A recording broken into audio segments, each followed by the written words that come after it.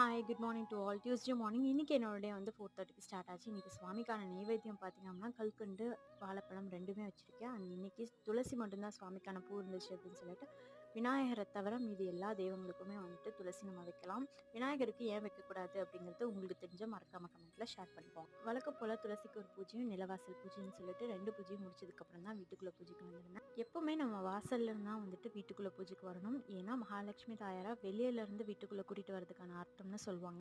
இன்றைக்கி யாரெல்லாம் birthday celebration பண்ணுறாங்களோ அவங்களுக்கு எல்லாத்துக்குமே ஹாப்பி பர்த்டே. நீங்கள் எப்போவுமே ஹாப்பியாக இருக்கணும். பிரம்ம முகூர்த்த பூஜை பண்ணுறவங்களோட வேண்டுதல் சீக்கிரமாக நிறைவேறணும் அப்படின்னு சொல்லி நான் ப்ரே பண்ணியிருக்கேன். இன்றைக்கி சுவாமிக்கு அர்ச்சனைக்கு போயில்லை அப்படின்னு சொல்கிறதுனால மனசார சுவாமிக்கு அர்ச்சனை பண்ணிவிட்டு இன்றைக்கி தீப தூபம் போட பூஜையை நிறைவு பண்ணியாச்சு. இன்றைக்கி செவ்வாய்க்கிழமை அப்படிங்கிறதுனால செவ்வாய் ஹோரே 6 to 7 பூஜையை வந்துட்டு மார்னிங்கே பண்ணிடலாம் அப்படின்னு நினச்சிட்டு இருக்கேன். ஸோ அது பண்ணதுக்கப்புறம் கண்டிப்பாக உங்கள்கிட்ட ஷேர் பண்ணுறேன். பாய், நெக்ஸ்ட் வீடியோவில் பார்க்கலாம். தேங்க்யூ. சேனல் பிடிச்சிருந்தா சப்ஸ்கிரைப் பண்ணுங்கள்.